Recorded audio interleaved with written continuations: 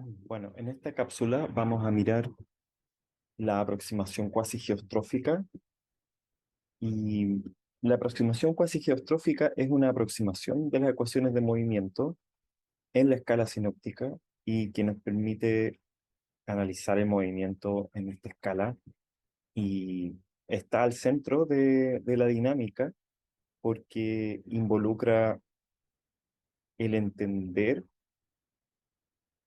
cuáles son las escalas de tiempo y de espacio y cómo se comportan las ecuaciones de momentum y termodinámica en esta escala.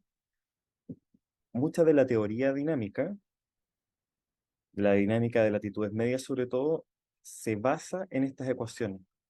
En particular, lo que vamos a ver en el resto del curso, en el resto de las cápsulas que subamos, va a ser el movimiento vertical o el análisis de movimiento vertical y también el entender cómo es que las ondas pueden crecer y amplificarse en la atmósfera, cuáles son las condiciones para que eso ocurra, y eso deriva eh, en algo que no vamos a ver en el curso, que se llama la inestabilidad baroclínica, pero que también tiene sus fundamentos en la teoría cuasi geostrófica, ¿ya? Así que esto es importante de entender y de saber en dinámica, ¿ya? Así que partamos por deducir las ecuaciones y ver de qué se tratan, ¿ya? Lo primero es escribir las ecuaciones como las conocemos en, eh, en coordenadas isentrópicas. Ya tenemos que las ecuaciones de movimiento son así, de B a de T,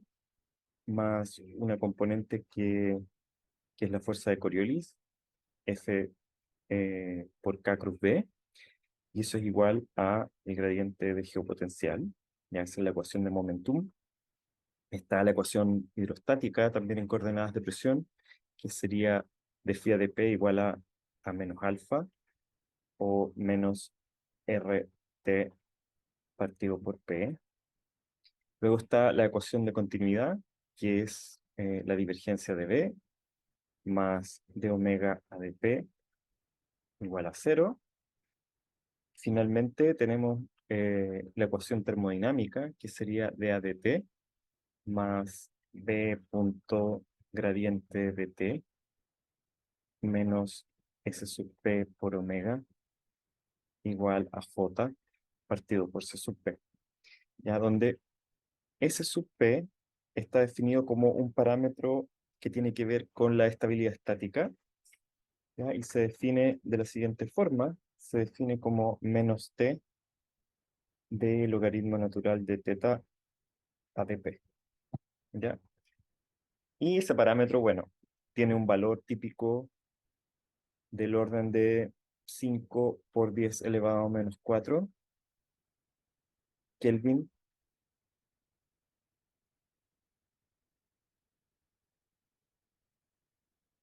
Kelvin por pascales.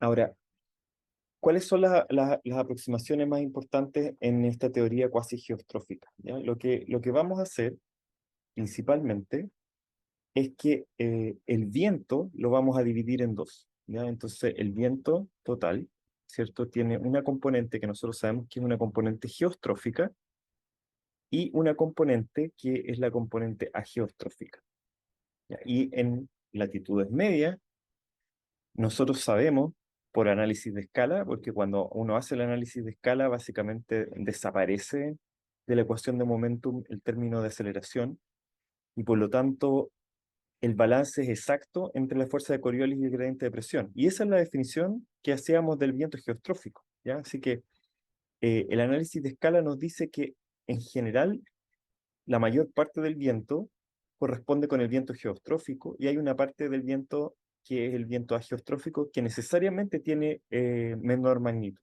¿ya? Entonces, la aproximación así a lo Holton, digamos, es que el viento geostrófico es mucho menor que la magnitud del viento geostrófico, ¿ya? O escrito de otra forma, el viento ageostrófico o la magnitud del viento ageostrófico dividido por la magnitud del viento geostrófico es de orden Rossby, ¿ya? O mucho menor que uno.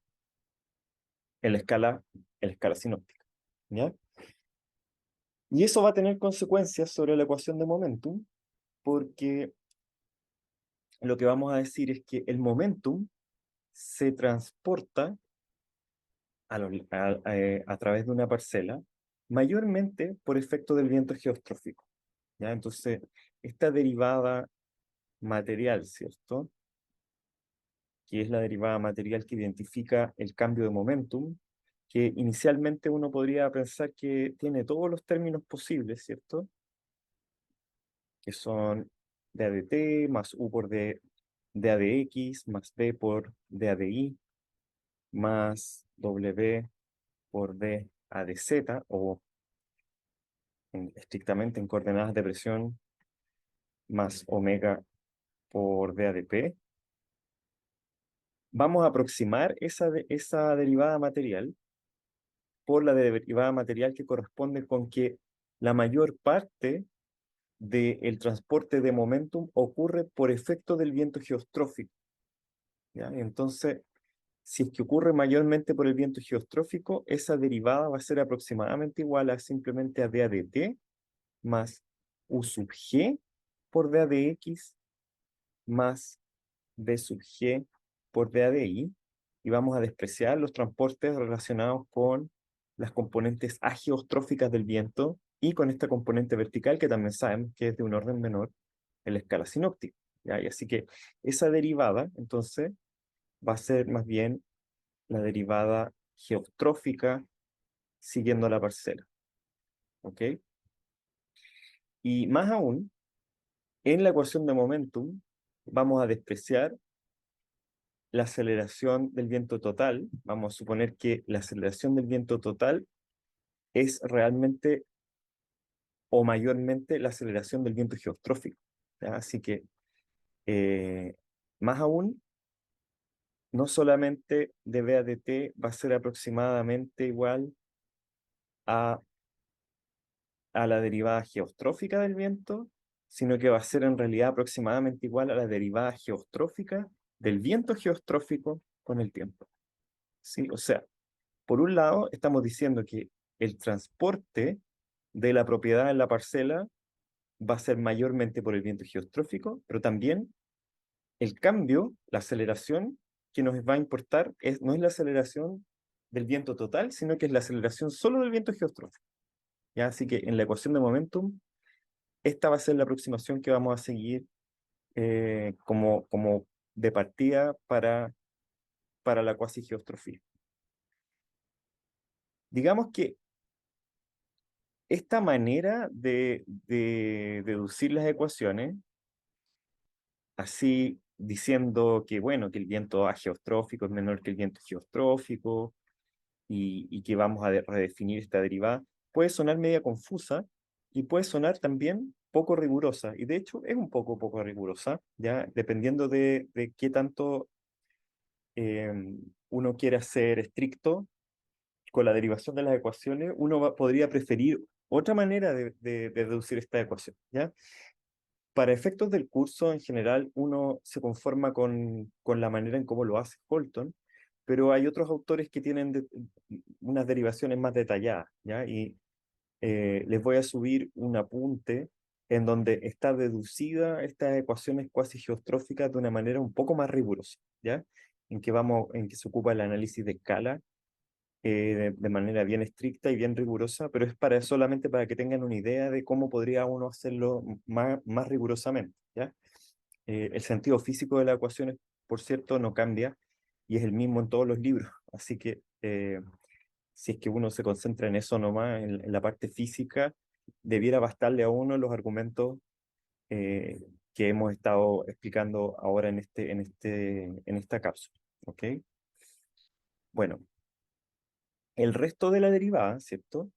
Tenemos el término, en la ecuación de momentum, ya podemos ver que tenemos entonces una aproximación para la aceleración en la ecuación de momentum. Necesitamos también una aproximación para el término de Coriolis, que es F por K cruz B. Ya, aquí lo primero que hacemos es decir que F es aproximadamente igual a F0 más un término que es el término del plano beta, ¿cierto? Que es beta por i.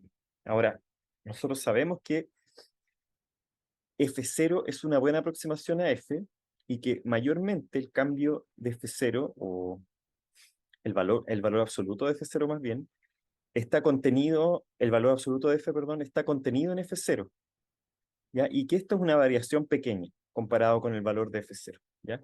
Otra manera de escribir eso es decir que en escala, ¿cierto? Beta por L dividido por F0, eso es aproximadamente del orden Rossby, ¿ya? O mucho menor que 1.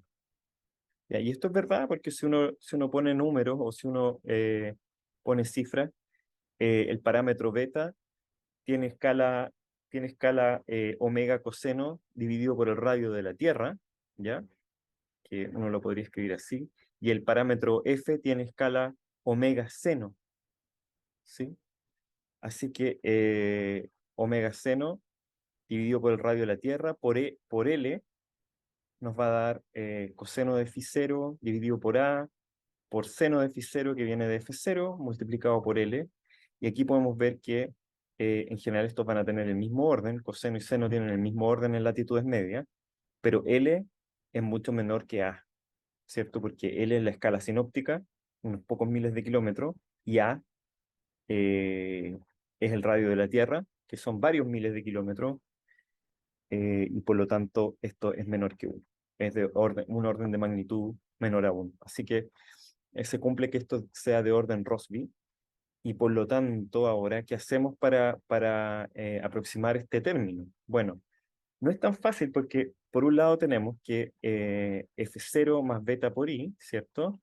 Podría ser K cruz el viento, pero el viento a su vez también tiene dos componentes, ¿cierto? Tiene la componente geostrófica y la componente ageostrófica, donde sabemos que la componente ageostrófica es más chica que la componente geostrófica y que beta por i es más pequeño que F0. Entonces, lo que va a pasar acá es que va a desaparecer de alguna forma la componente de segundo orden, que sería aquella componente en que estamos multiplicando beta por i por el cambio del viento ageostrófico, ¿ya? Entonces, este término, ¿ya? Sumado ahora con el término, sumado con el término del geopotencial, ¿ya? Nosotros sabemos que el término del geopotencial, de hecho, es menos F0 por K cruz viento geostrófico, ¿ya? Esto es por la definición del viento geostrófico, ¿cierto?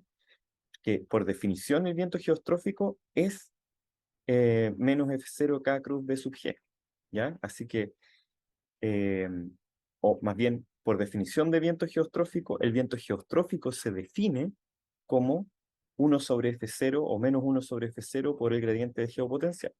¿Ya? Así que la suma de estos dos términos, el término de Coriolis más el término de geopotencial, nos va a dar, ¿cierto? Por acá nos va a dar F0 por K cruz B sub G más beta por I por K cruz B sub G más beta por I por K cruz B sub A menos F0 por K cruz B sub G. Este se va, ¿cierto?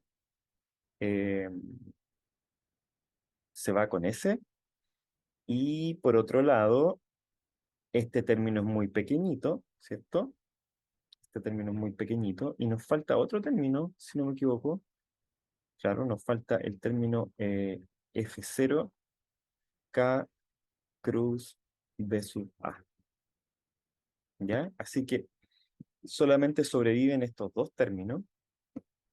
Y entonces lo que tenemos es lo siguiente, que el cambio, la ecuación de momentum va a quedar así. El cambio geostrófico del viento geostrófico con el tiempo es igual a menos F K cruz B menos gradiente de phi, o sea, menos esta cantidad, y como acabamos de ver, sobreviven solamente esos dos términos, así que esto es igual a menos beta por i por K cruz B sub G menos F0 por K cruz V sub A.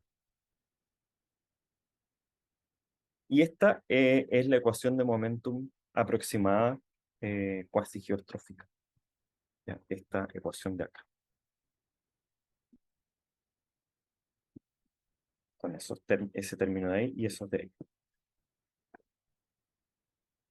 La ecuación de continuidad es relativamente sencilla porque la ecuación de continuidad es que la divergencia de B, ¿cierto? Es igual a cero, pero la divergencia de B tiene dos términos, ¿sí?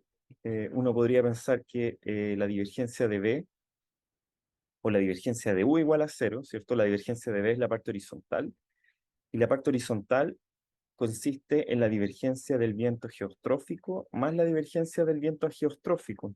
Pero el viento geostrófico no tiene divergencia, ya es un campo puramente rotacional. Así que toda la divergencia se debe al viento ageostrófico, la divergencia horizontal. Y la ecuación de continuidad entonces queda así. La divergencia del viento ageostrófico más de omega AdP es igual a cero, ¿ya? O también de U sub A de X más dv sub A, de U sub A de X más dv sub A de Y más de omega AdP es igual a cero. Ya, esa sería la ecuación de continuidad cuasi geostrófica en coordenada de presión. ¿Qué más? Eh, para derivar una ecuación termodinámica, primero necesitamos establecer una aproximación, y es la siguiente: la temperatura la vamos a dividir en un campo medio que solo depende de la presión, más un campo de perturbación que es medio confuso porque en Holton, en general, el campo de perturbación se llama T también. O sea, se llama igual que el campo de temperatura total. ¿Ya? Esto en realidad debiera ser la temperatura total. Es igual a T0 de presión más un campo T, que en este caso ahora va a ser una anomalía. X, Y, P, T. ¿Sí? Entonces, por ejemplo, si yo tengo un perfil de temperatura ahora, supongamos que tengo un perfil verdadero de temperatura, vamos que lo dibujo así. Ese perfil de temperatura consiste en dos campos. Uno, que sería el campo medio de T, que sería así, y otro campo, que es el campo de perturbación alrededor de T, que es un campo así, como, como con más onditas, ¿cierto? Y sumados esos dos campos, si yo sumo esos dos campos, recupero el campo original azul, ¿cierto? Con toda su variación. Eh, esto sería, esto sería el T0 de P, y en azul tendríamos el T de X de Y, P, T. ¿Ya? Que es una típica expansión o división que uno hace en estos campos. ¿Ya? La razón de por qué uno hace eso es porque las variaciones verticales de la temperatura quedan más bien relacionadas con ese campo medio. ¿Ya? Toda la variación grande en la vertical de la temperatura está relacionada con T0, que sería en este caso S sub P. O sea, el valor de este parámetro S sub P, que es un parámetro que depende de la estabilidad, tiene relación más que nada con el cambio de T0. Mientras que el resto de los cambios, todos quedan escondidos acá en T. ¿De acuerdo? Ok, entonces pasamos a mirar la ecuación termodinámica. Y ahí la ecuación termodinámica es así. Es d a de t más b sub g, ahora punto gradiente, ¿cierto? Estamos siguiendo a la parcela, siguiendo el viento geostrófico, como lo habíamos hecho, dt, ¿ya? Menos sigma por p partido por r por omega es igual a J partido por C sub P, ¿ya? Donde sigma ahora, sigma está definido como menos R por T0 partido por P por D logaritmo natural de teta 0 dividido por dp. Entonces, fíjense que aquí estamos ocupando la siguiente relación. Estamos diciendo que d de t0 a dp es mucho mayor que d de t a dp.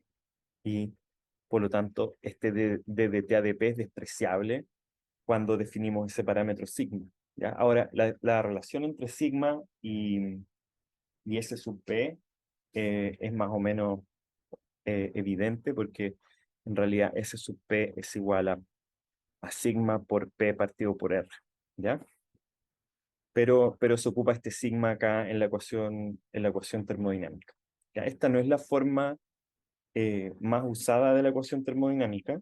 La forma más usada de la ecuación termodinámica corresponde con reemplazar la temperatura por el campo de geopotencial, ¿ya? Haciendo uso de la ecuación hidrostática. En la ecuación hidrostática, entonces, de phi de P es igual a menos RT partido por P. Así que lo que uno puede hacer es multiplicar la ecuación completa por R partido por P, ¿ya? Y si uno multiplica la ecuación completa por R partido por P, lo que queda es lo siguiente, que d a dt más b sub g punto gradiente de, vamos a ponerle el signo menos acá, como siempre se hace, menos de phi de P, ¿cierto? Porque si uno multiplica por R partido por P, acá queda, entonces queda la ecuación hidrostática, y aquí si uno multiplica por R partido por P, se va el P y el R, y ahí queda simplemente menos sigma por omega, es igual a J por R partido por P, por C sub P, por P. R partido por C sub P, R partido por C sub P tiene su propia letra, ¿ya? Tiene su propia letra kappa. Exacto, esa capa, sí. Y entonces la ecuación termodinámica queda así, como d a de t más b sub g punto gradiente de menos de phi a de p menos sigma por omega es igual a j por kappa partido por p. Y esa es la ecuación termodinámica.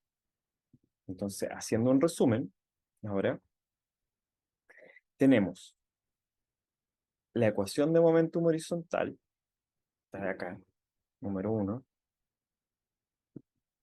ecuación de continuidad, número 2,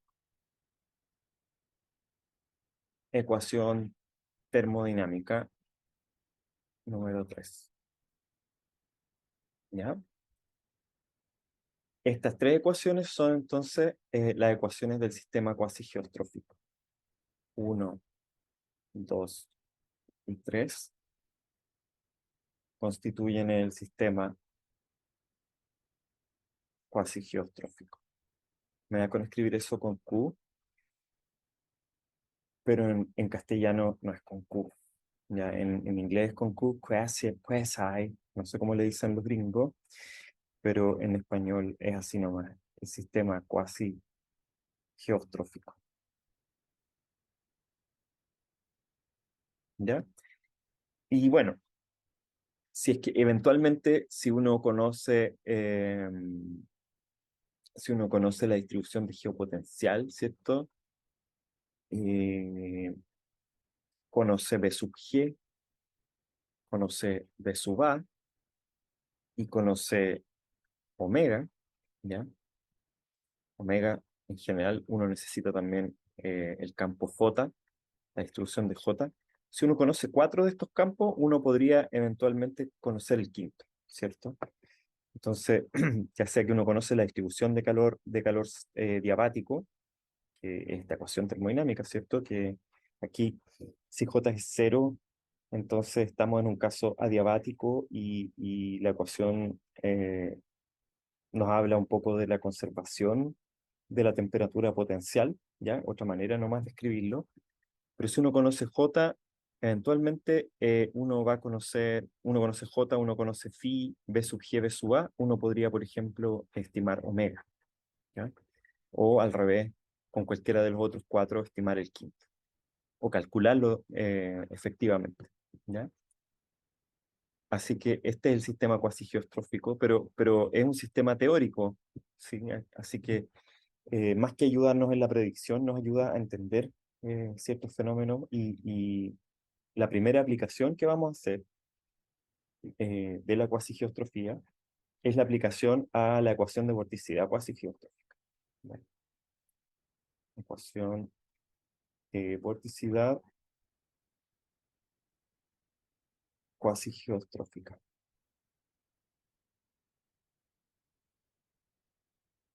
Entonces, obviamente, podemos definir por componentes el viento geostrófico. Nosotros sabemos que F0 por V sub G, ¿cierto? Es igual a phi de X. Y por otro lado, F0 por U sub G es igual a menos de phi de X. Esta es la ecuación, esta es la geostrofía nomás, ¿cierto? Ahora, ¿cómo define uno la vorticidad relativa geostrófica? La vorticidad relativa geostrófica debiera ser simplemente así nomás, pues, como dv sub g a dx menos du sub g a dy. ¿Ya? Y si uno hace eso, dado como está definido, ¿cierto?, el viento geostrófico, lo que uno obtiene es lo siguiente. Uno obtiene que la vorticidad relativa geostrófica es 1 sobre F0 por D2 phi a dx2 más D2 phi a dy2. O sea, eh, la vorticidad relativa geostrófica es igual a 1 sobre F0 por el operador laplaciano de el geopotencial.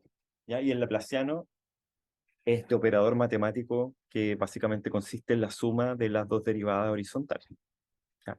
De las dos segundas derivadas horizontales.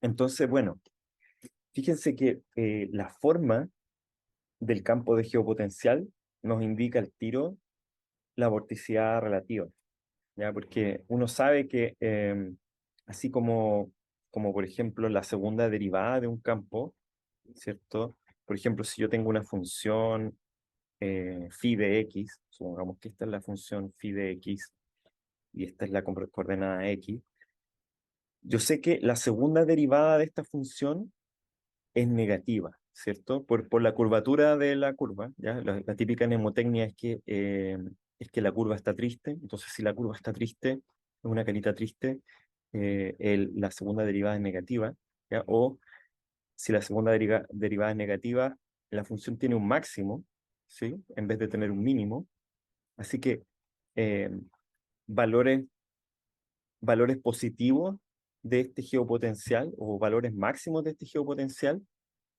implican valores negativos de la vorticidad, ¿sí? A través del laplaciano, ¿ya? Esto que uno lo dibuja así en una dimensión, uno también lo puede extender a dos dimensiones, ¿cierto? Como, por ejemplo, no sé, en un campo 2D, que me es más difícil de dibujar, pero ustedes se lo imaginan, ¿cierto? Esto también podría ser así, podría ser que en realidad el campo tiene un máximo acá, ¿cierto? Y en este caso el laplaciano es mínimo. El laplaciano tiene un mínimo acá, porque es donde el laplaciano alcanza su valor más negativo. En este caso, la vorticidad va a alcanzar también su valor más negativo. Y es donde el laplaciano tiene un máximo.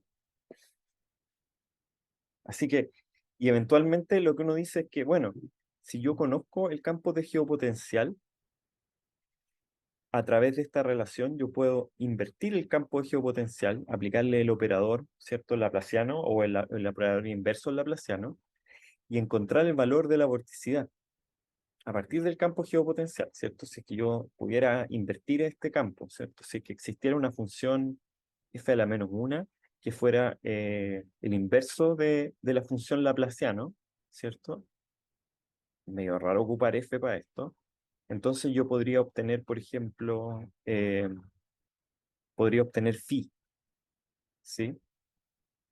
Di- dicho de otra forma. Si yo conozco el viento, yo puedo calcular la vorticidad relativa, y si yo calculo la vorticidad relativa, entonces conozco el laplaciano de phi. Y invirtiendo ahora la función laplaciano, yo conozco phi. O sea, conocido el viento, conozco phi, pero también conocido phi, yendo hacia adelante, conozco también el viento.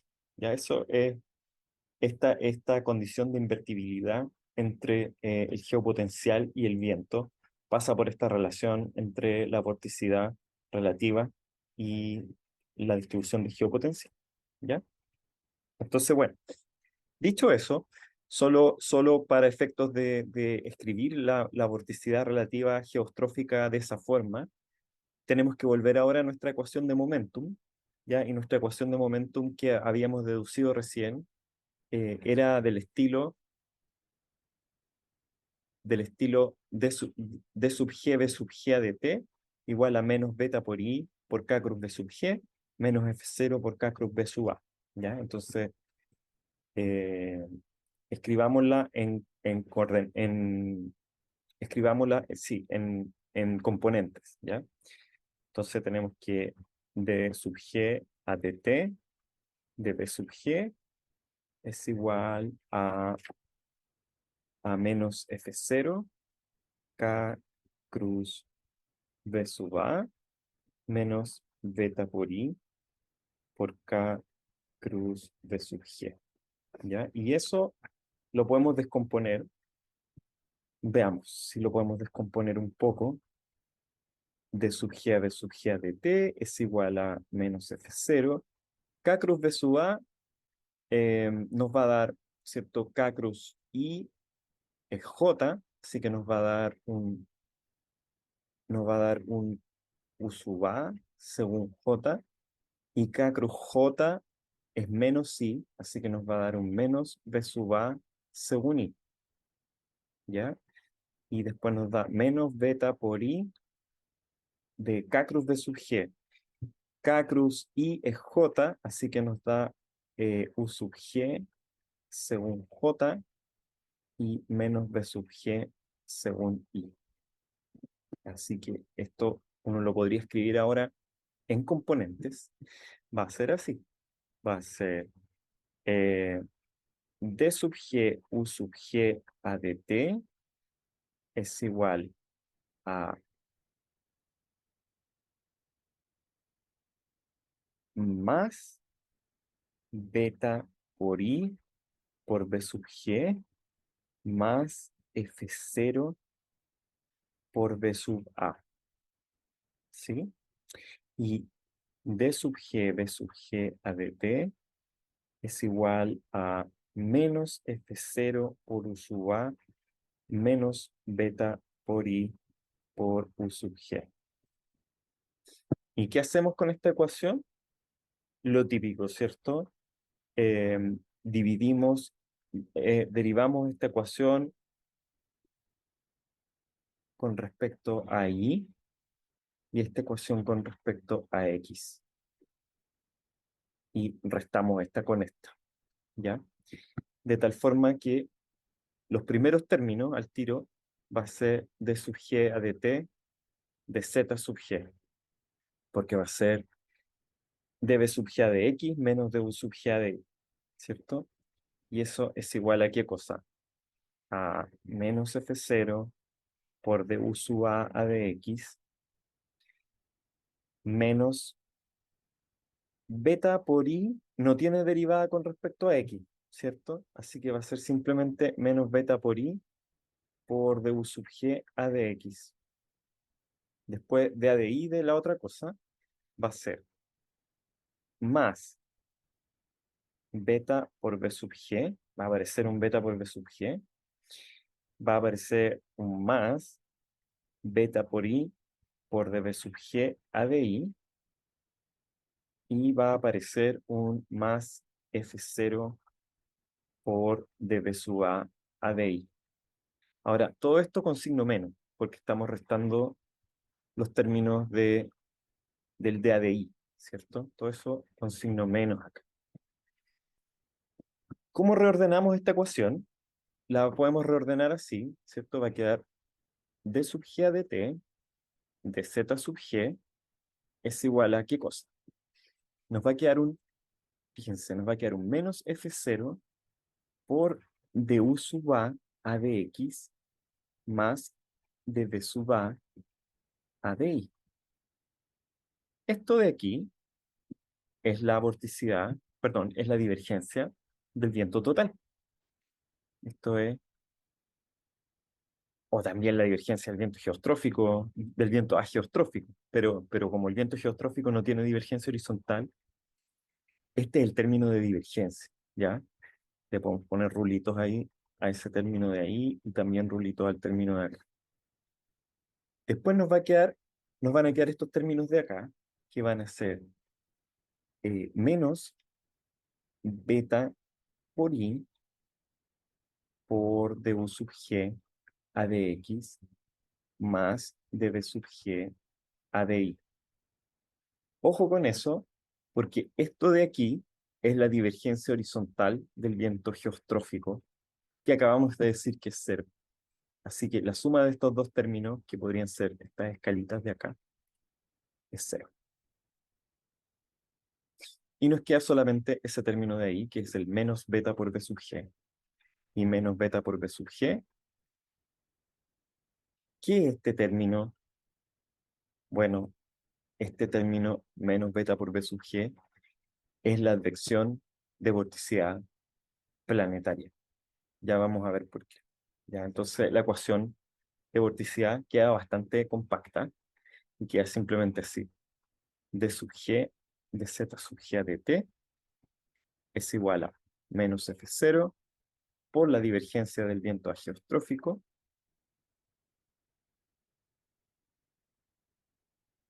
menos beta por b sub g. Ok.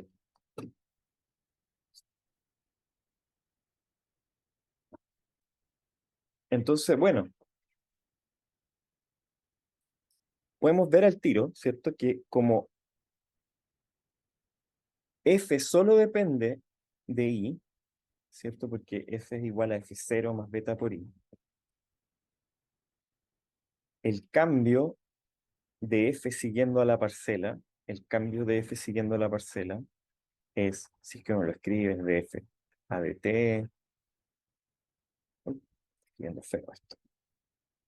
Si uno lo escribe, queda como de f a de t más u por df a de x más b por df a de i, ¿sí?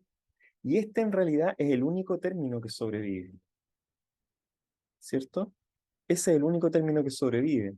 Y de f a de i es justamente beta, ¿ya? Así que de f a de t es tal cual beta por b, ¿ya? Y si es que suponemos que estamos haciendo todas las advecciones de la parcela siguiendo el viento geostrófico,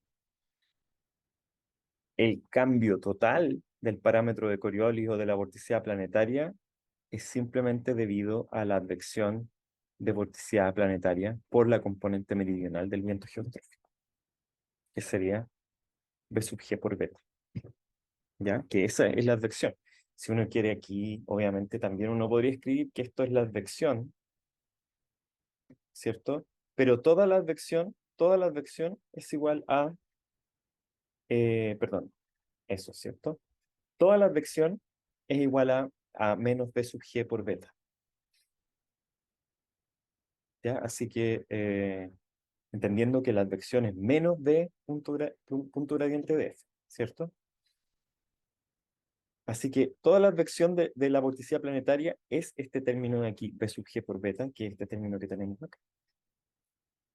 Entonces, bueno, uno podría también, ¿cierto? Escribir esto así como B sub G punto gradiente de F más Z sub G, ¿ya? Y eso sería así, sería menos B sub G punto gradiente geostrófico de Z sub G menos beta por B sub G, ¿ya? Noten que en la ecuación nosotros no estamos distinguiendo, ¿cierto? Todavía los términos de la advección en la derivada material geostrófica de Z sub G, pero uno puede hacerlo partiendo de la ecuación como la habíamos deducido recién, que era así. Uno puede perfectamente este término expandirlo en dz sub g a dt más b sub g punto gradiente de z sub g, ¿ya? Pero más aún, ¿cierto? Este menos b sub g punto gradiente de f más z sub g es realmente todo este término de acá. Y aquí uno también podría hacer d a dt total de z sub g, ¿cierto? Y entonces escribir simplemente así como la ecuación de z sub g a dt. El cambio de la vorticidad relativa en un cierto lugar se debe a dos factores, ¿cierto? Uno es la advección de la vorticidad absoluta con su componente relativo y planetario. Y hay un término adicional, que es este término de acá, que por la ecuación de continuidad, recuerden que du sub a de x más de b sub a de i era igual a menos de omega de p, porque du sub a de x más de b sub a de i más de omega de p era igual a cero, por la ecuación de continuidad. Así que esto es menos de omega a de p, ¿ya? Y entonces el término se puede escribir así, como f0 por d omega a de p. Y estos términos son en realidad equivalentes, ¿cierto? Esta es la forma divergencia de escribir este término y esta es la forma estiramiento de escribir este término. O sea, si yo estiro la columna o la achato, ya que es efectivamente lo que pasa cuando hay una diferencia de velocidad vertical en la columna, ¿cierto? Porque si la columna tiene una velocidad vertical constante con P, la columna ni se achata ni tampoco se estira, ninguna de las dos. Pero si es que hay una diferencia de velocidad vertical, entonces la columna se estira o se achata. ¿Ya? Así que ese término también, cuando uno lo escribe así, la gente le llama el término de estiramiento o el stretching term. Así que, para resumir, ¿cierto? El cambio en la vorticidad en un punto dado, en la vorticidad relativa en un punto dado, se debe, por un lado, a la advección de vorticidad planetaria relativa, por otro lado, al término de divergencia o término de estiramiento. Ok, ahora es necesario, ¿ya? Para entender bien esto, dar un ejemplo, ¿ya? Y el ejemplo que se da en Holton es, yo diría, el ejemplo más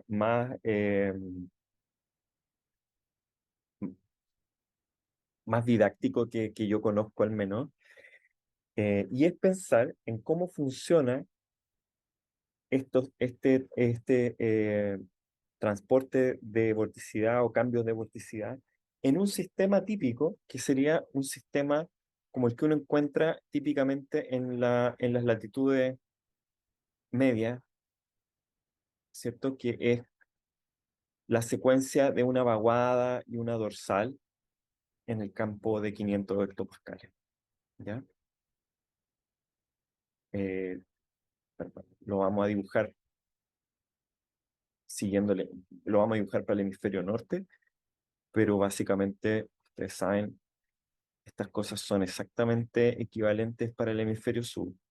¿Ya? Si nosotros nos damos esto como la distribución de geopotencial, uno tiende a pensar que hacia el norte el geopotencial, y vamos a estar en el hemisferio norte, hacia el norte el geopotencial debiera disminuir, ¿ya?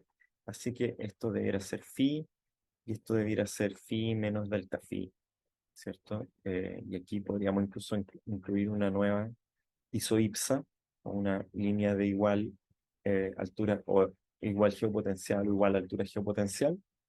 Entonces esta sería phi, phi menos delta phi, y phi menos 2 delta phi, ¿ya? Y bueno, ¿cómo es el viento geostrófico en esta distribución de geopotencial? Paralelo a las isoipsas, ¿ya? Así que el viento se va a distribuir de esta forma, ¿cierto? Y aquí nosotros vemos al tiro que, por ejemplo, el flujo es relativamente plano cuando estamos en este sector de acá, ¿cierto? Pero tiene bastante vorticidad cuando estamos en los máximos o en los mínimos de geopotencial, ¿sí? Y bueno, estos máximos y mínimos de geopotencial tienen en general nombre, ¿ya? Y, por ejemplo, nos referimos a esto de acá como una dorsal. ¿Y por qué le decimos dorsal? Más que nada porque en la dorsal, en general, el geopotencial tiende a ser más alto que en promedio, ¿ya? Y es como que se estuviera metiendo una cuña de alto geopotencial hacia la zona polar, ¿ya? Así que, por equivalencia, ¿cierto? Las dorsales en el hemisferio sur son así. Eh, Así se ve una dorsal en el hemisferio sur, más bien haciendo esto, ¿cierto? Así que esa sería una dorsal en el hemisferio sur. Está de acá.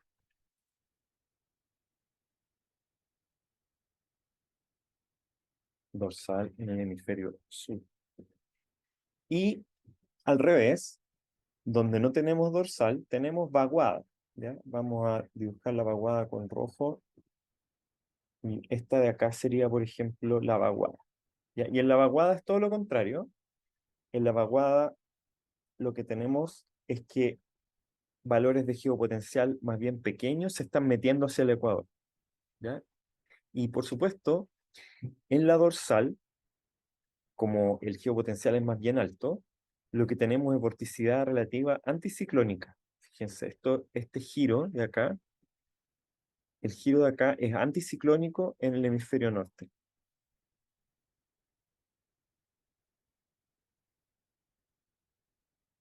Anticiclónico en el hemisferio norte. Vamos a anotar esto así. Ese es el giro de ahí. Y el giro acá en la vaguada es al revés, y es ciclónico en el hemisferio norte, ¿ya? Al revés, obviamente en el hemisferio sur. En el hemisferio sur el viento también sigue a la línea de igual geopotencial, pero obviamente los giros son al revés, ¿ya? Pero este sigue siendo el giro anticiclónico en el hemisferio sur, y este es el giro ciclónico en el hemisferio sur. Ahora bien, ¿por qué estamos haciendo este dibujo? Porque queremos ver en qué casos, ¿ya? O en qué partes del sistema, porque este es un sistema típico de mal tiempo, ¿cierto?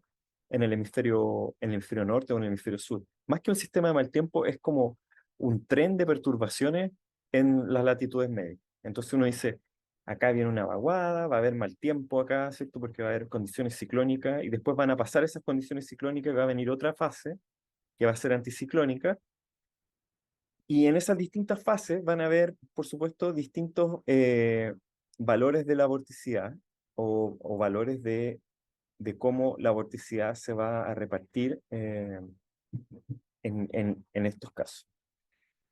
Si nosotros miramos el eje de la dorsal y el eje de la vaguada, tanto en el eje de la dorsal como en el eje de la vaguada, el valor de la vorticidad es máximo, ¿cierto?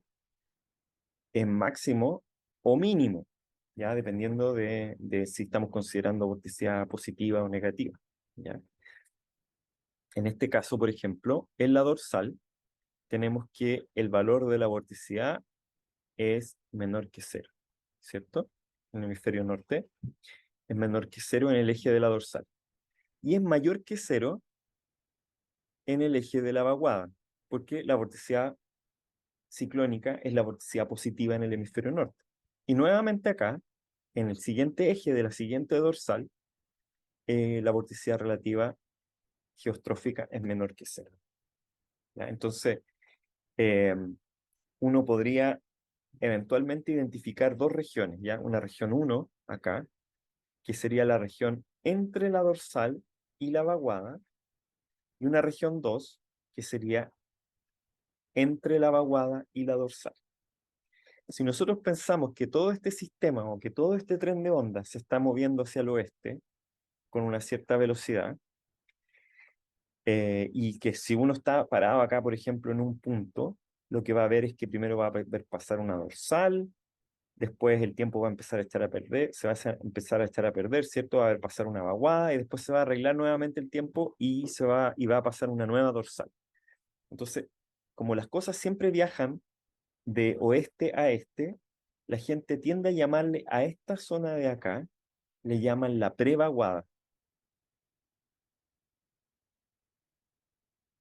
porque es la zona que viene antes de la vaguada, ¿ya? A pesar de que espacialmente está después, ¿cierto? Pero es más bien porque cuando hay una persona acá observando, esa persona va a observar primero la parte de la prevaguada, después va a observar la vaguada, y después va a observar la posvaguada o la predorsal, también uno podría llamar. Esto podría ser la posvaguada o la predorsal. Por supuesto que esto también podría ser la postdorsal, ¿cierto? La prevaguada también podría ser la postdorsal, dependiendo con respecto a qué uno se está refiriendo. Todos estos términos la gente los ocupa, ¿ya? Y es bueno tener presente entonces que existe la prevaguada y la postdorsal y la posvaguada y la predorsal, ¿ya? Ok. Dicho eso, volvamos a nuestra ecuación de vorticidad, ¿ya? Y lo que vamos a hacer es mirar cómo, cómo son estos términos de advección, ¿ya? Porque obviamente este no lo podemos evaluar porque no sabemos cómo es la velocidad vertical, pero sí sabemos que este término se divide en dos, ¿cierto? Que se divide en menos b sub g, punto gradiente de la vorticidad geostrófica, y el otro término va a ser menos b sub g por beta, ¿sí? Entonces, veamos primero en la zona 1 cómo es menos b sub g por beta. ¿Cuánto vale b sub g en la zona de la predorsal, que sería la zona 1, o sí, de la predorsal? Fíjense que el viento tiene componente desde el norte, ¿cierto? Así que el viento b sub g en la zona 1, b sub g es negativo, ¿sí? El viento sur es positivo, el viento norte es negativo. Así que b sub g es negativo, y por lo tanto menos beta por b sub g, beta es positivo, menos beta por b sub g es positivo, ¿sí? Así que en este caso, menos beta por b sub g es positivo. Es decir, que hay una advección positiva de vorticidad en la zona 1. ¿Qué quiere decir que hay una advección positiva de vorticidad planetaria en la zona 1? Quiere decir que el viento está trayendo valores de vorticidad planetaria ciclónicos, ¿cierto? Desde el polo, que son los valores positivos de vorticidad planetaria. Y eso es razonable porque el viento es más bien desde el norte. Entonces nosotros sabemos que hay más vorticidad planetaria en el polo norte que en el ecuador. Si es que el viento tiene componente norte, entonces va a estar trayendo vorticidad planetaria ciclónica, y por lo tanto la advección de vorticidad planetaria va a ser positiva. Es decir, localmente el término de vorticidad planetaria tiende a aumentar el giro ciclónico, ¿sí? Si es que uno lo mira solo estrictamente, si es que fuera ese el único término que estuviera funcionando, ¿cierto? Uno dice, si esto es positivo, si esta advección es positiva, quiere decir que la vorticidad relativa entonces va a aumentar y se va a poner más ciclónica. Ojo, ya, con eso. Entonces, en la región 1, la vorticidad planetaria tiende a ser positiva, ¿ya? Veamos cómo es ahora este otro término, que sería la advección de vorticidad relativa. La advección de vorticidad relativa es menos b sub g punto gradiente de la vorticidad geostrófica. ¿Cómo es el gradiente de la vorticidad geostrófica? Como la vorticidad geostrófica es mínima en el eje de la dorsal y es máxima en el eje de la vaguada, entonces el gradiente apunta desde el mínimo al máximo, apunta en esa dirección. El viento tiene también componente de oeste a este. Así que b sub g punto gradiente es positivo, pero con el signo menos es negativo. Y por lo tanto, en esta zona 1, vemos que menos b sub g punto gradiente de z sub g es negativo. Es decir, en esta zona tenemos advección de vorticidad relativa anticiclónica, lo cual es razonable, porque piensen, acá en el eje de la dorsal está el mínimo de vorticidad relativa. Entonces la vorticidad es lo más anticiclónica posible. Como la vorticidad relativa es lo más anticiclónica posible en el eje de la dorsal, cuando tengo advección de vorticidad, esa vorticidad lo más anticiclónica se advecta sobre la región 1 y por lo tanto se vuelve más anticiclónica la advección de vorticidad. Así que noten lo siguiente, que el signo de la advección de vorticidad es distinto en el caso en que uno tiene vorticidad planetaria, la vorticidad planetaria tiende a ser positiva y la vorticidad relativa tiende a ser negativa. Y pasa exactamente lo contrario en la región 2. En la región 2, la vorticidad planetaria, fíjense, el viento es desde el sur, así que se advecta vorticidad planetaria desde el ecuador, por lo tanto se advecta vorticidad planetaria más bien anticiclónica hacia zonas que tienen más vorticidad ciclónica planetaria. Y por otro lado, estoy advectando aire desde el eje de la vaguada hacia el resto de la onda, y por lo tanto esta advección de vorticidad es positiva. Ya la advección de vorticidad entonces tiende a ser ciclónica en la región 2, la vorticidad relativa. Así que fíjense, ambas compiten, ¿cierto? Porque tienen distintos signos y tienen distintos signos en estas dos regiones en que uno podría diferenciar. El resto de las regiones son todas equiparables a las regiones que ya definimos, ¿cierto? Esta nuevamente es una posvaguada o una predorsal y esta de acá también es una prevaguada o una postdorsal, ¿ya? ¿De qué depende entonces que gane la una o la otra? ¿Ya? Y curiosamente, dependiendo de cuál de las dos prevalezca más, va a ser la dirección de movimiento de la vaguada, si es que acaso la vaguada se va a mover hacia adelante o se va a mover hacia atrás. ¿Por qué? Porque dado un cierto punto, ¿cierto? Si es que prevalece, por ejemplo, la advección de vorticidad ciclónica, entonces quiere decir que, por ejemplo, en este punto le ganara la vorticidad ciclónica, lo que pasaría es que la vaguada empezaría a retroceder, ¿sí? Porque al advectarse vorticidad ciclónica y al ir aumentando el valor de la vorticidad ciclónica, el nuevo máximo de vorticidad ciclónica se va a empezar a correr hacia el oeste. Mientras que si el término que prevalece acá en este punto fuera la advección de vorticidad relativa, entonces el sistema se va a mover hacia el este, porque es ahora entonces como se va a empezar a amplificar la vorticidad anticiclónica, entonces la dorsal es la que se va a empezar a mover hacia el este. Y entonces el sistema completo se va a mover hacia el este. Curioso porque eh, esto nos dice una cosa respecto del movimiento de los sistemas, sí, del movimiento de los sistemas en latitudes medias, que la fase de la onda, en este caso en geopotencial, va a depender de cuál de las dos advecciones de vorticidad prevalezca. Si es que acaso prevalece la vorticidad, la advección de vorticidad relativa o la advección de vorticidad planetaria. ¿Ya?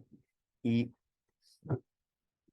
uno puede tratar de entender esto matemáticamente eh, poniéndole, poniéndole un poco valores a la onda, ¿ya?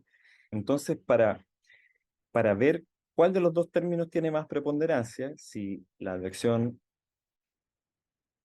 de vorticidad geostrófica relativa o la advección planetaria de vorticidad, nos damos como ejemplo una cierta onda en latitudes medias, y esa onda va a estar dada por un cierto valor del campo de geopotencial, ya donde phi va a ser, phi de x, y va a ser phi 0 menos f0 por u por i, más f0 por a por seno de k por x por coseno de L por I. ¿Ya? Y para entender por qué uno se da ese ejemplo, más vale calcular el viento geostrófico. ¿Ya? Tenemos, ¿cierto?, una forma funcional para el geopotencial. Si nosotros conocemos el geopotencial, conocemos el viento geostrófico, ¿ya? Porque la componente U del geopotencial va a ser menos 1 sobre F0 por d phi a d i, y la componente B del viento geostrófico es 1 sobre F0 por d phi a dx. Así que, conocido phi, entonces uno conoce el viento geostrófico, ¿ya? Y esta forma es un ejemplo, ¿no? ¿Ya? Es que bajo este ejemplo vamos a calcular la advección de vorticidad planetaria y la advección de vorticidad relativa. Entonces, en este ejemplo, U sub g sería menos 1 sobre F0 por d phi a di. Phi 0 es una constante y por lo tanto su derivada es 0. La derivada de menos F0 por U por I es U por F0, ¿cierto? La derivada con respecto a I. Así que menos 1 sobre F0 por d phi a de I es U, simplemente porque es menos F0 por menos 1 sobre F0, 1, por U, que sería d phi a de I. Y aquí tenemos que derivar esto y multiplicarlo por menos 1 sobre F0. Ya le podemos poner un signo menos primero, y el F0 ya no va, y nos queda A por seno de kx, y la derivada del coseno es menos seno, así que aquí se nos cambia el signo, seno de Li, y tenemos que sacar una L para afuera por L. 1 sobre F0 por d phi a de x, phi 0 no tiene derivada con respecto a x, F0 por U por I no tiene derivada con respecto a x, así que la única derivada con respecto a x acá es k por coseno de k por x, ¿cierto? Así que esto queda k por a por coseno de kx por coseno de L por I. Y si ustedes se fijan, entonces lo que tenemos es que la onda que nosotros nos dimos como ejemplo es una onda tal que tiene un campo U, que es un campo medio, ¿sí?, que vale U, más un campo que tiene una forma sinusoidal en X y sinusoidal en Y. Es una onda, ¿ya?, que está embebida en ese flujo zonal medio U. Y eso tiene sus razones, ¿cierto?, empíricas.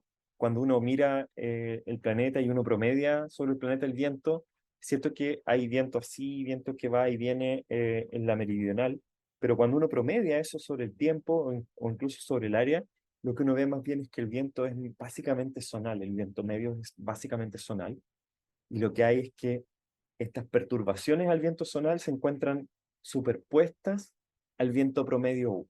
¿Ya? Entonces uno habla de que las perturbaciones están embebidas en un flujo promedio U. Y por eso que entonces uno hace este truco de poner este F0 U por I, para que entonces cuando uno calcula el viento geostrófico aparezca ese U promedio. ¿Ya? Entonces, ¿cómo calcular ahora, en base a esto, calcular el valor de la advección de vorticidad? La advección de vorticidad, necesitamos calcular menos U sub g de z sub g a de x menos b sub g de z sub g a de i, ya que eso es en realidad menos b sub g punto gradiente de z sub g, que sería la advección de vorticidad relativa. Así que ya calculamos U sub g, calculamos b sub g, necesitamos calcular z sub g, ¿ya? ¿Cuánto vale z sub g? Z sub g vale de b sub g a de x menos de u sub g a de y. ¿Cuánto vale de b sub g a de x? De b sub g a de x vale, va a salir un menos k cuadrado por a por seno de k por x por coseno de li, ¿cierto? Y menos de u sub g a de y aparece un menos y va a aparecer un L cuadrado por A por seno de KX por el coseno de LI. ¿Ya? Así que esto se puede factorizar como menos K cuadrado más L cuadrado por A por el seno de KX por el coseno de L por I. ¿De acuerdo? Eso sería el valor de la vorticidad geostrófica relativa. Ahora, si nosotros hacemos menos u sub g por esto y menos b sub g por esto, o perdón, primero necesitamos hacer dz sub g a dx, ¿ya? ¿Cuánto vale dz sub g a dx? Dz sub g a dx vale menos k dz sub g a dx vale menos k por k cuadrado más l cuadrado por a por coseno de kx por coseno de L por I, ¿cierto? ¿Cuánto vale de z sub g a de I? De z sub g a de I vale la derivada del coseno menos seno vale más L por k cuadrado más L cuadrado por A por seno de kx por seno de L por I. Y esto multiplicado ahora por U sub g y B sub g, ¿cierto? Por U sub g y B sub g.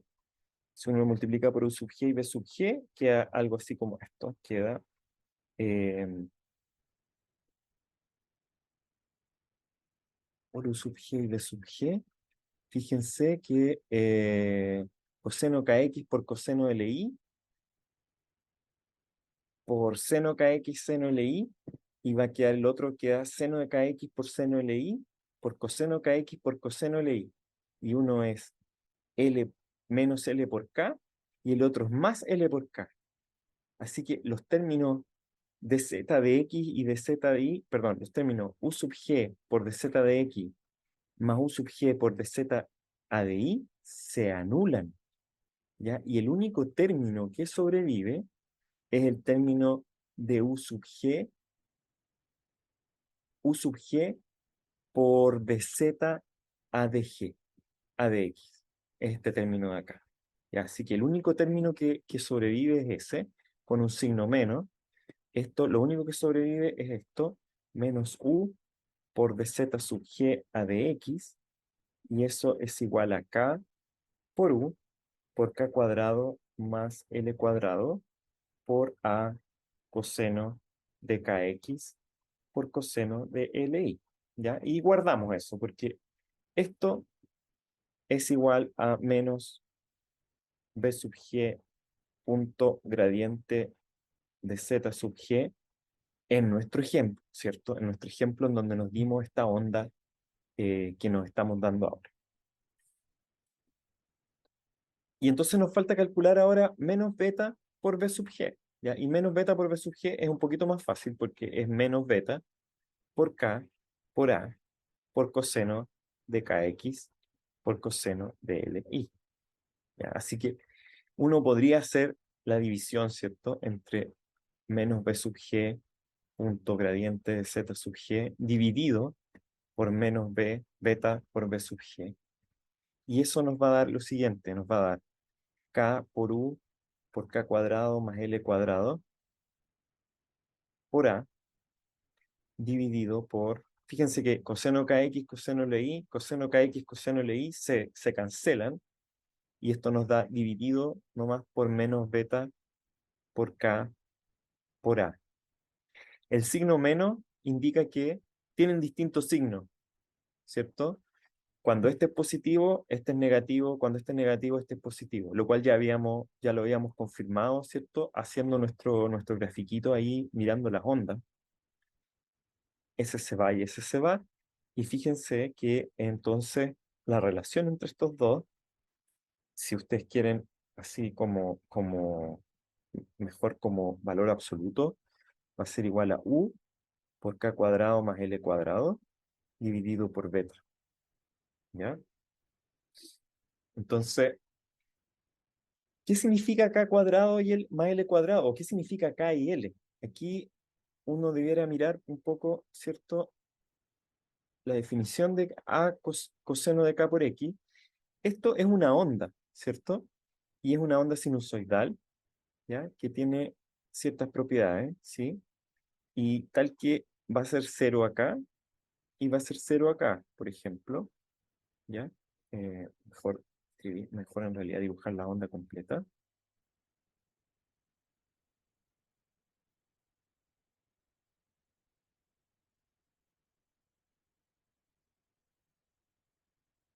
¿Sí?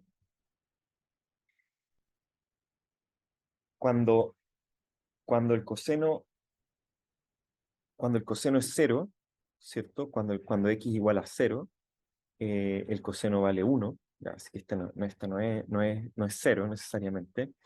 Estamos dibujando una especie de seno, ya, a lo mejor cambiémoslo por seno para la explicación. Da lo mismo, ¿cierto? La explicación, para la explicación de qué es lo que significa acá, da lo mismo. Si, si x es cero, entonces, entonces el valor de la función es cero. Cuando x valga 2pi partido por k, va a volver a ser cero la función. Y ahí eso va a ocurrir acá. Entonces, este x igual a cero, y este de acá es x igual a 2pi partido por k, ¿ya? Típicamente, a esta distancia, se le llama la longitud de onda, ¿cierto? Así que la longitud de onda sería igual a 2pi partido por k, ¿ya? O k igual a 2pi partido por la longitud de onda. La longitud de onda en este caso es la dirección zonal.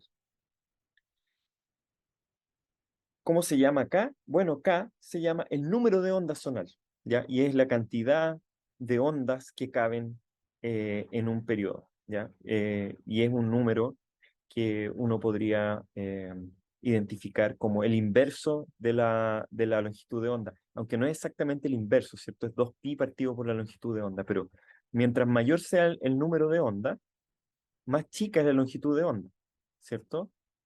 O mientras más pequeña la longitud de onda, más grande es el número de ondas, más cantidad de ondas yo puedo hacer meter acá en este espacio, ¿cierto? Por ejemplo, esa sería una onda con un número de onda mayor y esta sería una onda con un número de onda menor.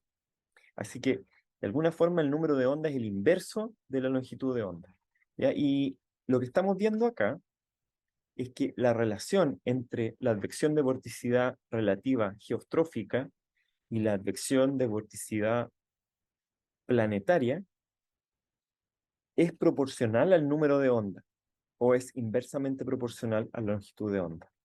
¿Qué quiere decir eso? Que mientras mayor es la longitud de onda, menor va a ser el valor de la vorticidad relativa respecto de la vorticidad planetaria. Mientras mayor es la longitud de onda, mayor va a ser la preponderancia de la advección de vorticidad planetaria respecto de la vorticidad relativa. Escribámoslo mejor haciendo uso de la longitud de onda ahora, ¿ya? Vamos a, vamos a decir que existe una longitud de la onda, tal que la longitud de onda al cuadrado, por ejemplo, es la longitud de onda zonal más la longitud de onda meridional al cuadrado, ¿ya? Si es que lo quisiéramos escribir así. Entonces, podríamos decir que K es igual a 2pi partido por L sub x y L es igual a 2pi partido por L sub i.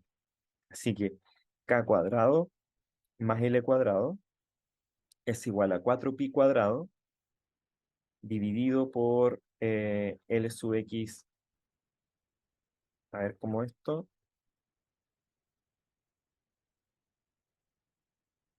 digamos que esto es 4pi cuadrado, ¿cierto?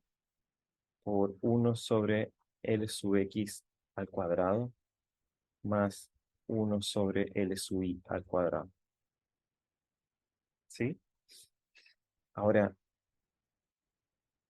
ahora no estoy seguro si quería escribirlo así. Eh, pero sí. Entonces podríamos reemplazar el k² más l² por esta cantidad de acá. ¿Ya? Y ahí en ese caso, el módulo, ¿cierto?, de la advección de vorticidad relativa respecto de la advección de vorticidad planetaria quedaría así como proporcional a 4pi² u partido por beta partido por esta cantidad, ¿cierto? De 1/Lx² más 1/Li². Así que mientras mayor sea la longitud de onda, más pequeño va a ser este número y menos importante va a ser la advección de vorticidad relativa respecto a la vorticidad planetaria. La manera de ver eso en la práctica es así nomás. Si uno tiene una onda grande, ¿cierto? De gran longitud de onda, obviamente que el cambio de la vorticidad va a ser relativamente suave, el de la vorticidad relativa, porque no van a haber estas como cambios así abusados de la vorticidad, no van a existir, sino que como la onda es tan grande, pareciera que el flujo fuera a ser plano y la vorticidad relativa entonces va a cambiar lentamente, pero no la vorticidad planetaria, porque la vorticidad planetaria depende del transporte, ¿cierto?, de aire desde el ecuador hacia los polos o desde el polo hacia el ecuador. Si la onda es grande, entonces este transporte va a ser muy importante y es la vorticidad planetaria la que domina el balance. Si la onda es pequeña, si la onda es pequeña, la vorticidad relativa es bastante más grande, ¿cierto? Está más concentrada ahí entre el eje de la vaguada y la dorsal, y la vorticidad planetaria no importa mucho porque parece, si la onda es pequeña, estamos en realidad alrededor de un cierto valor de latitud y los cambios meridionales en el gradiente de vorticidad planetaria no son importantes y por lo tanto la advección de vorticidad planetaria no es importante. Así que como consecuencia de ese balance es que, como habíamos dicho, en la zona de la predorsal, ¿cierto? Si es que domina la advección de vorticidad planetaria, entonces la vaguada como que retrocede, y si domina la advección de vorticidad relativa, la vaguada avanza. Las ondas cortas tienden a moverse rápidamente en la dirección oeste-este, mientras que las ondas más largas realmente son capaces incluso de retrogradar respecto del flujo medio si es que la onda es muy grande, porque lo que está haciendo la onda al final es aumentar su vorticidad ciclónica en la parte de la predorsal o de la postvaguada, haciendo retroceder la vaguada, si la onda es muy grande. Si la onda es pequeña, va a avanzar rápido. Si la onda es muy grande, se va a demorar en avanzar o quizás incluso va a retroceder. ¿Ya? Esta es una propiedad muy importante. Hemos hablado de ondas así como de manera general, pero estas son ondas de Rossby, ¿ya? ¿Por qué? Porque las ondas de Rossby tienen como mecanismo principal la advección de vorticidad planetaria. Así que ondas de Rossby de gran escala tienden a retrogradar respecto al flujo medio o, dependiendo del valor del flujo medio, obviamente, tienden a ser estacionarias o podrían ser estacionarias respecto al flujo medio. Mientras que ondas más pequeñas, ondas más cortas, son ondas que viajan en la dirección oeste-este, embebidas en el flujo medio.